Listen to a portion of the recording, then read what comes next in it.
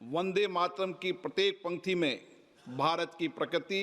लोकसभा में वंदे मातरम की 150वीं वर्षगांठ पर पक्ष विपक्ष में वार पलटवार देखा गया, जहां प्रधानमंत्री मोदी ने नेहरू और कांग्रेस पर निशाना साधा, वहीं कांग्रेस के गौरव गोगोई और सपा प्रमुख अखिलेश यादव ने भी पलटवार किए। गौरव गोगोई ने कहा कि प्रधानमंत्री हर भाषण में पंडित नेहरू का नाम लेते हैं, जबकि आप चाहे जितनी कोशिश कर लें, पंडित नेहरू पर एक भी दाग लगाने में सफल नहीं हो पाएंगे। आप चाहे जितना भी कोशिश कर लो, आप पंडित नेहरू जी के जो उनका योगदान था उस पे एक भी काला दाग आप लगाने में सक्षम नहीं होंगे। आप चाहे पूरे कोशिश कर लो, आप एक भी उन पे काला दाग लगाने में आप सफल नहीं होंगे।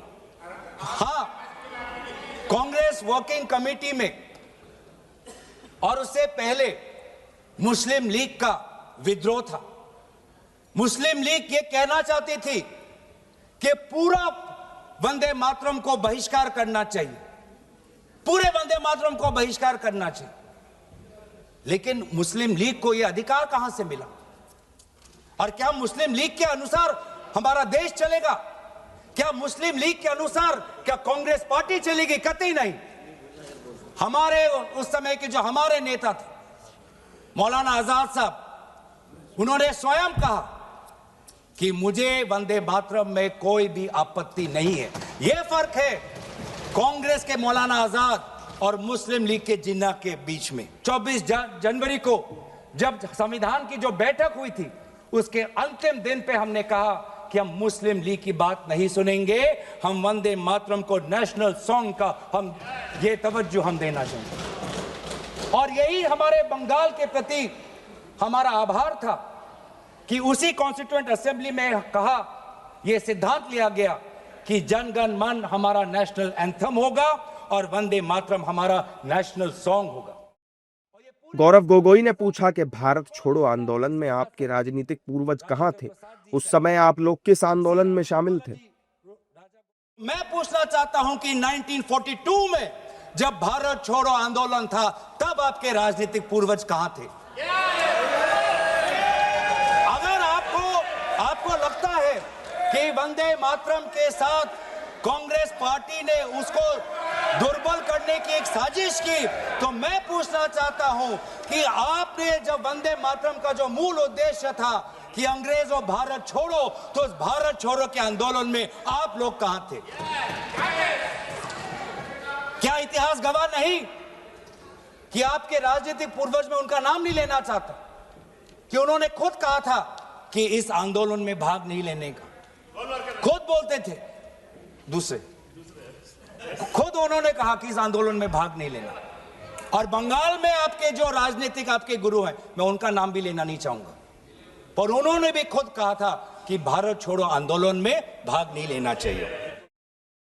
इसके अलावा समाजवादी पार्टी के मुखिया अखिलेश यादव ने भी सरकार पर निशाना साधा और कहा कि ये सब बीजेपी की कहने की बातें हैं। के भाषणों से जब बाहर सुनते हैं तो ऐसा लगता है कि वंदे मातरम इन्हीं का बनवाया हुआ गाना है। जिन्होंने सभापति महोदय, जिन्होंने आजादी के आंदोलन में भाग ही नहीं लिया है, वो वंदे मातरम का महत्व क्या जानेंगे? सच तो ये है कि सरफरोश लोग वंदे मातरम दिल से बोलते थे। उन आजादी के दीवानों के खिलाफ कुछ लोग अंग्रेजों के लिए जासूसी और मुखबिरी का भी काम करते थे। दरअसल ये राष्ट्रवादी नहीं बल्कि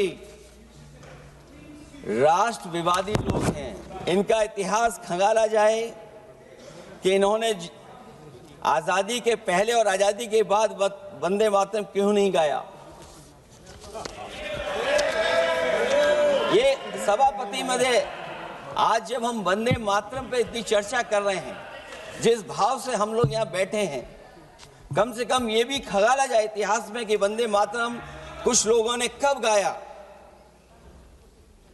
उन मुखबरों से ये सवाल पूछा जाए कि स्वतंत्रता के बाद भी उन्होंने अपना गीत क्यों बनाया।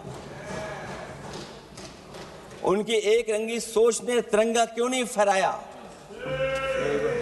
वंदे मातरम सियासत के झूठे राष्ट्रवादियों के लिए नहीं है। गलत लोगों की गलत मंशा पूरा देश समझता है। लेकिन देश का दुर्भाग्य बहरहाल संसद में आज दोनों ही तरफ से गजब की बहसबाजी देखी गई। दरअसल वंदे मातरम गीत के 150 साल पूरे होने पर संसद में सोमवार को 10 घंटे का वक्त तय किया गया था चर्चा के लिए, जिस दौरान पीएम मोदी से लेकर विपक्ष के दिग्गज नेताओं ने भी अपनी बात रखी।